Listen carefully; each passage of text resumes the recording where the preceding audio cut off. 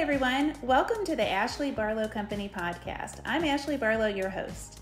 If you are a parent, a teacher, or someone who works at a school, or you're a community member, a volunteer, or a staff member at an organization that supports people with special education plans, a coach, a tutor, or even a grandparent, you're in the right place. Sit back with an ice cold glass of lemonade, put on your walking shoes and grab some headphones, roll down the windows and cruise. Ready, set, go. Educate, advocate, collaborate. Hello, Dr. Tay. Hello. So excited to be here. Yes, thank you. You know, our podcast is we are at I think 85,000 downloads, and we don't repeat very often. So if we have a repeater, it is of the utmost of compliments around here. Well, thank you. I'm excited to be back and to dive more in and see what we're going to chat about today. Yeah, well, I know that's what's fun about these podcasts that kind of lead up to and surround the conference is we don't really plan. We just kind of talk about, as I just told you before we hit record, I just kind of like to geek out with people and introduce my speakers for the conference to the audience and help folks learn, as much about special education and advocacy as we can. So for folks that did not hear your first episode, why don't you just give us a brief introduction? Absolutely. So I'm Dr. Taylor Day. I go by Dr. Tay on all things social media, but I am a child psychologist and I specialize in providing neurodivergent affirming care for autistic children and their families. And I got into this field because I grew up with a brother who was diagnosed at 23 months of age. So autism became, and we're 10 years apart. So I was 12. Autism quickly became part of my life. I was aware of it. And basically, I realized that there were things about the field that I didn't love and the supports that are provided to families. And realized by owning my own practice and doing things in a way that I really thought were for families' benefits. And then also, as a clinician, can benefit me and clinicians I continue to hire on because there is a lot of burnout in this field. And so I think bringing it together to provide the highest quality of care has always been the mission of what I'm doing. Yeah. And you aren't hampered when you're working independently, you aren't hampered by insurance and referral networks and all of that. Absolutely. Yeah. So much better. In my own personal life, I mix together concierge medical services and insurance-based medical services, as well as Eastern and Western medicine. And, there's the right balance for everybody, right? Absolutely. Yeah. And I think there's some advantages of being a concierge practice where I really, truly go above and beyond what you would find in the traditional medical system. I mean, and related to the work you do, Ashley, one of my favorite things is going to IEP meetings with families, helping them to advocate, connecting with teachers and administration of how can we really support this child so that there's continuity between the home and what's going on and school where this child is spending the large majority of their time. Yeah. And, I think that's an interesting point because so many people in our spaces, in the autism community, developmental disability community, intellectual disability community, and just general disability community have tons of people that they rely on. And how great and how easy is it to say to your private tutor, hey, can you come to my IEP meeting? I'll be happy to pay your hourly rate. Well, they're billing, $30 to $150 an hour or $30 to $200 an hour, whatever it is. But people have a harder time understanding how to ask their pediatrician or their psychologist, their medical health providers that question because A, we don't understand as consumers, patients, how that's billed. And honestly, we never even think it's possible. So when you can find people that own these concierge practices, then that's usually kind of built into the model too, right? Exactly. Yeah, that's exactly it. I bill on monthly retainer, and that is included as part of the monthly retainer is some of that, advocacy work and that connection. And although I wish this wasn't the case, the reality is I tell parents all the time, I know you're saying the same things as I am, but by bringing me in, a lot of times school systems or even other, medical clinical professionals will listen to me more than they will for you. So let me be your voice. And that's the thing. Behind the scenes, we're having all these conversations of what's important to you, what do you really want, what do you want them to hear, and how can I be basically, in some ways, the mouthpiece to be able to make that happen? But when you bring in a specialist like you or an advocate, somebody that's trained as an advocate, which I know you have training in advocacy as well. The other thing that we do that sometimes we don't even know we're good at doing because we are good at it is we reframe with an objectivity that in your case is more clinical. And like that's one of the reasons last summer I got trained in Orton Gillingham reading. And the reason is because I knew enough from being a teacher and from parenting my own son and from working 1,000 cases, plus or minus, that that Orton Gillingham was right for, a certain profile of student. But at every single table, every single IEP table, I'd say, you know what? I think this is a great place to stop. And then I would go spend 3 or 4 hours reading and kind of tying my research into that kid. When you can bring in experts that are trained in things, like I went and got trained in Orton Gillingham so that at the table I could be efficient and objective and reasonable, it's so much more efficient. And that makes the advocacy more effective. So stuff that you can say about behavior or regulation or, feelings, that kind of stuff is so much, it's like on the tip of your tongue faster, right? Like, and you don't even realize you're doing that.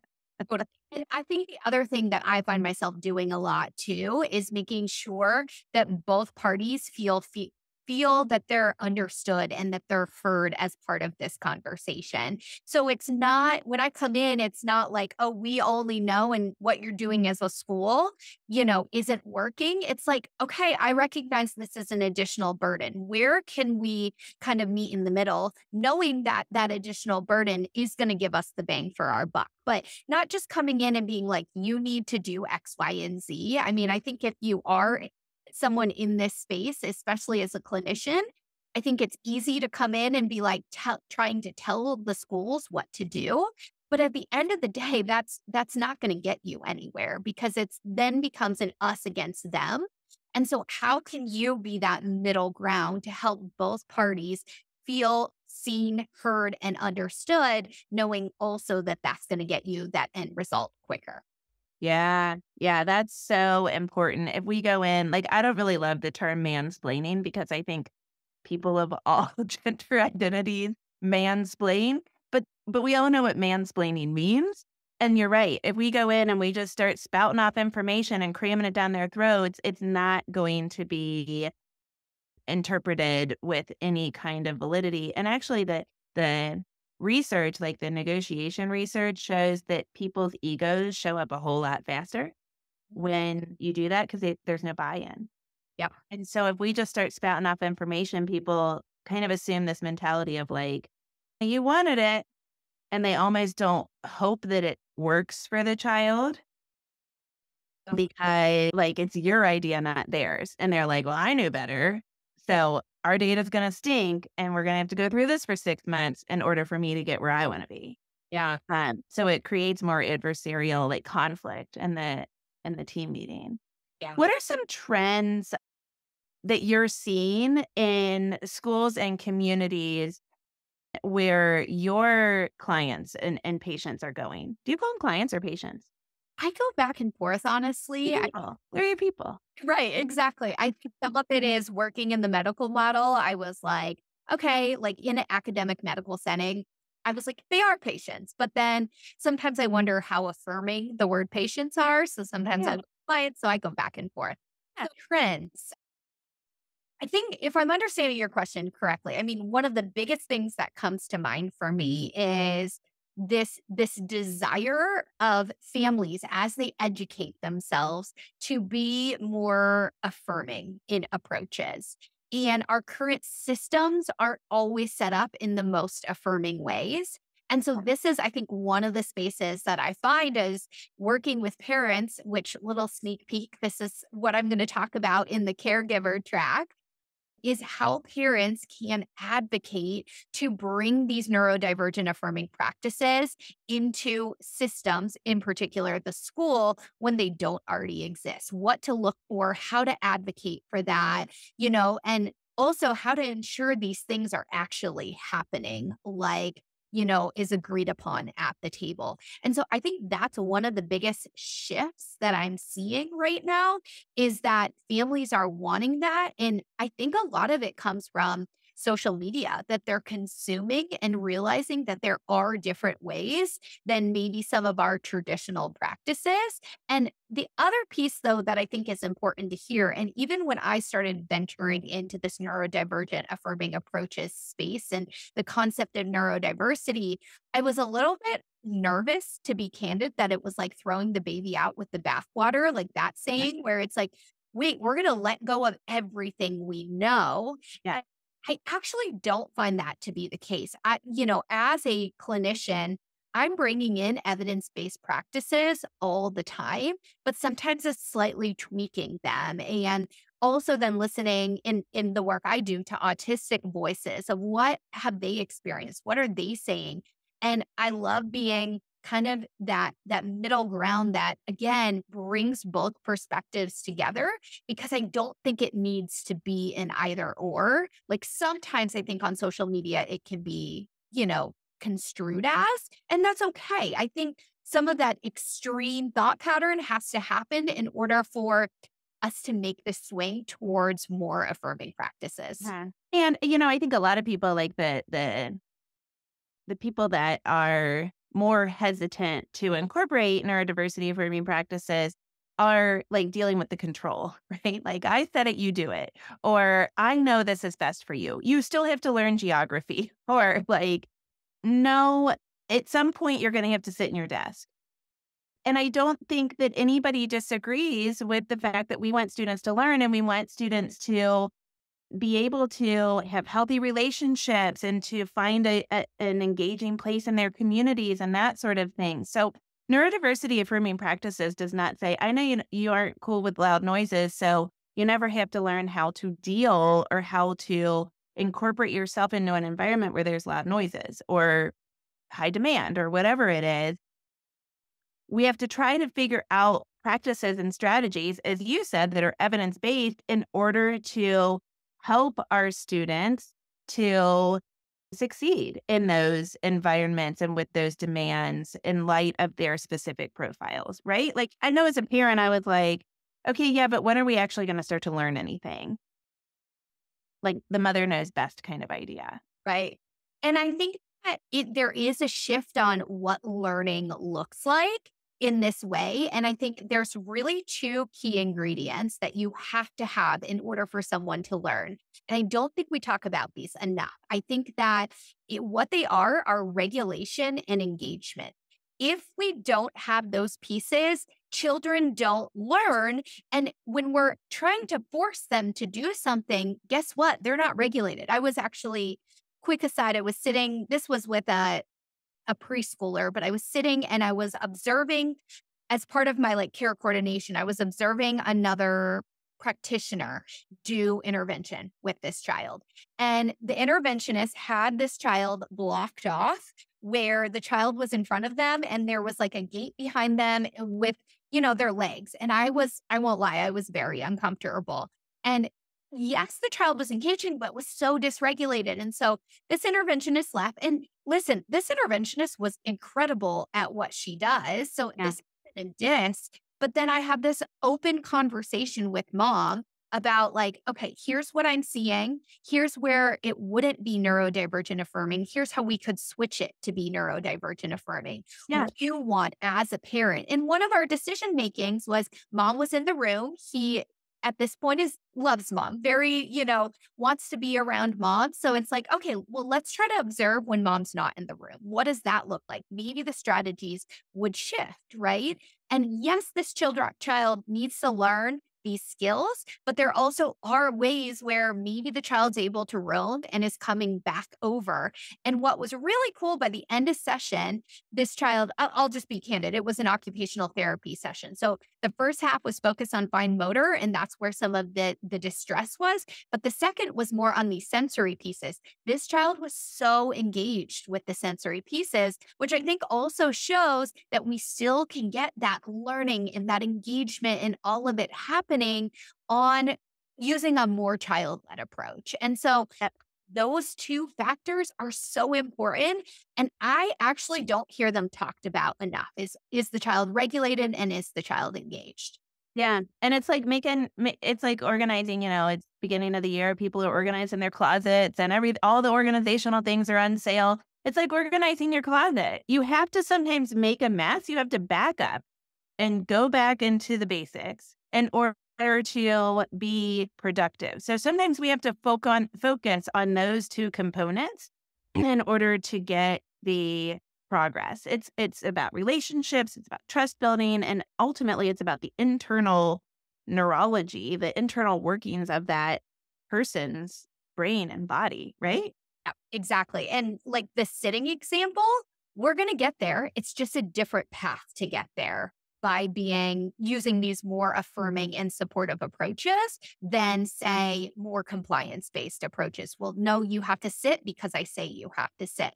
And, it's interesting because I was very much trained in a behavioral lens. There are times and places. What I find is for autistic children, they often are not the most effective, but in particular, and I know we touched on this before we hit record, autistic children that have the PDA profile, which stands for pathological demand avoidance, or the autistic community prefers persistent drive for autonomy. What it is that the nervous system gets so dysregulated with all these demands that nothing happens. So when you have a child with that profile, I will tell you that using these compliance-based strategies and these more behavioral-oriented strategies will backfire. I see this in my practice right now. I have a kid I'm doing an evaluation with that's all that they tried. And at this point, this child is in burnout mode. And even getting him to school is, that's a feat in itself. And so sometimes I love the closet organization. I also think of it as slowing down to speed up.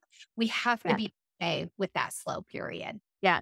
Well, like external motivators, so if you were thinking to yourself, my child does not work for a reward, we just can't find a reward that will work. Or even if we switch up the rewards, my child will not work for the reward.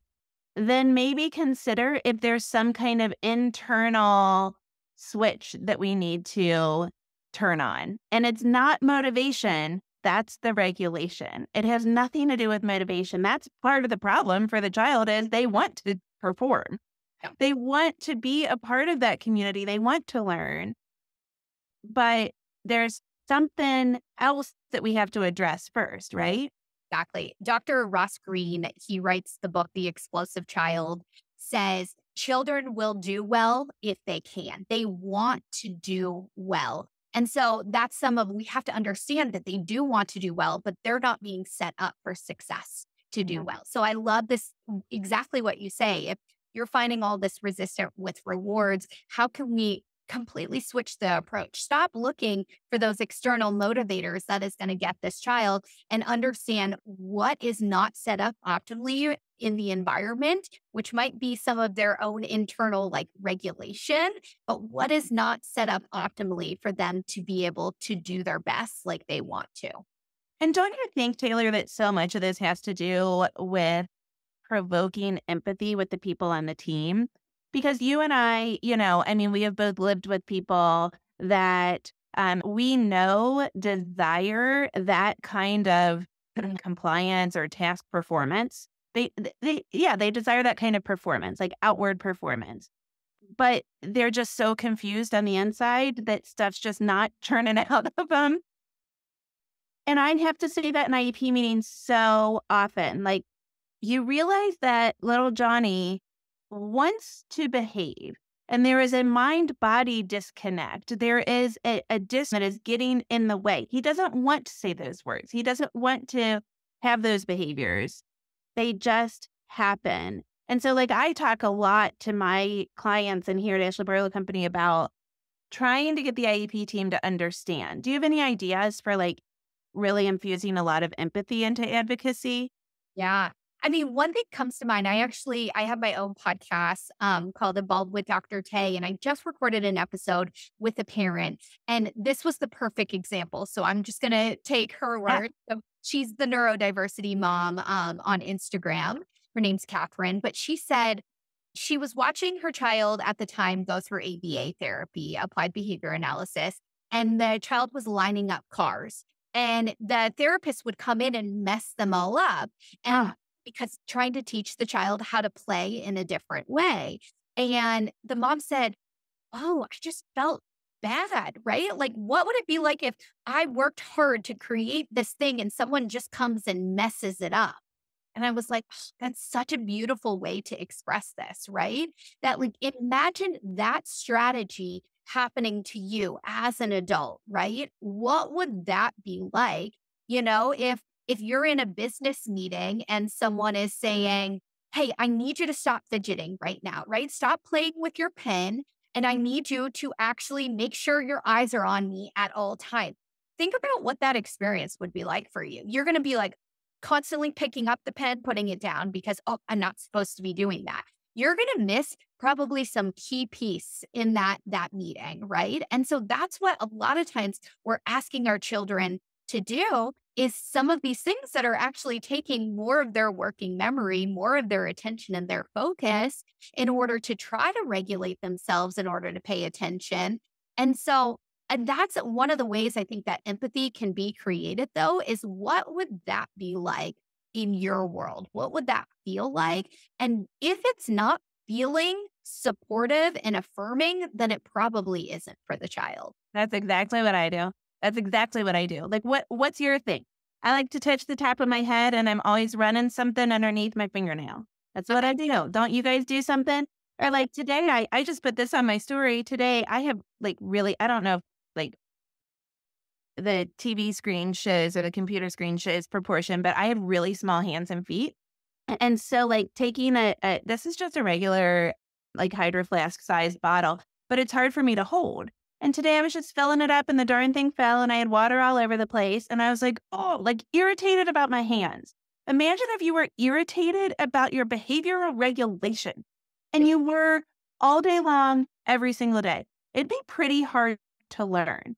So something as silly as small hands, that example, if you used that at the IEP table, they'd be like, oh, I get that. Like, yeah, that would be annoying. And now there's water all over. Everybody can relate to that. Can you relate to to not being able to feel your body in space because your proprioception is off?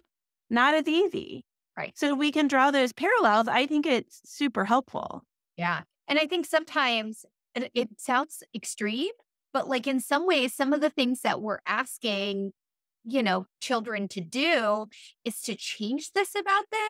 Imagine if I said to you, well, you need to grow bigger hands. Why are you not focused on growing bigger hands? That's your solution. That would be incredibly, incredibly invalidating and also impossible, probably. I don't know from a right. Like a well, and everybody would react differently. Like when you said that, I was tempted to give you a middle finger, which is funny because it's ineffective because it's so little.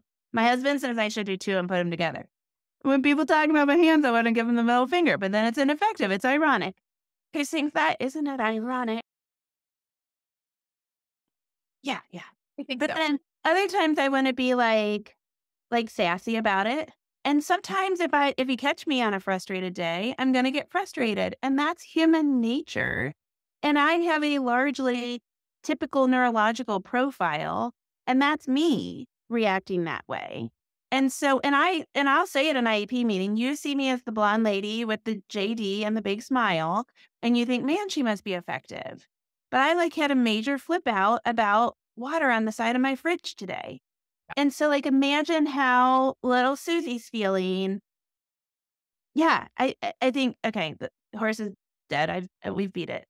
Yeah, but one cool thing, little sneak peek too, is this is what I'm talking about in the teacher track is Yeah. how to, I mean, I'm framing it as emotion regulation, but I'm going to give a sneak peek. A core piece of this is how can you validate the emotions that are coming up with these experiences, right? Of like, that you're describing all of this, the frustration and, maybe too, even some sadness of it. Like, how can we actually say, hey, it is okay to feel that way? And by feeling that way, though, we don't need to all of a sudden make your hands grow. It truly is, it is okay to feel that way. Okay, what accommodations then can we put in place? And what skills can we teach you to help you regulate your emotions? Yeah. Yeah, exactly. How can we accommodate it and how can we support it so that we are learning and we are assimilating in a very, very affirming way? It's going to be so good. I am so excited to have you at the conference. Check out Dr. Tay's sessions at the conference on January 20th, 2020. Lots of information over on the website and on Instagram. Taylor, tell everybody where they can find your podcast information, membership information. Where are you? Absolutely. So I love being able to provide a wide range of information in different places. So I'm on Instagram and TikTok at the Dr. Tay with period. So the period, Dr. period Tay. Love providing autism education and talking about neurodivergent affirming practices. My podcast is Evolve with Dr. Tay, real conversations designed for autism parents. That's on any podcast platform. And if you're interested in learning more about my services, maybe you have an autistic child or you're suspecting autism and need an evaluation, just email me. So it's admin@drtaylorday.com and we can set up a free consult call to talk about my approaches, what I offer, and if it would be a good support for your family or not. Yay. Check her out. Dr. Tay, are you a Swiftie? I am. How did you? A die hard, but I love her. And we all are now. Yeah. Oh, yeah. How did you feel about that, like varsity letter jacket with Tay Tay over by the pocket? Oh, I love it. I love it. So good. Yeah. We need to get you one of those. I know. I really should. I never made that connection until right now. I made it earlier and I was saving it for the end. Love it.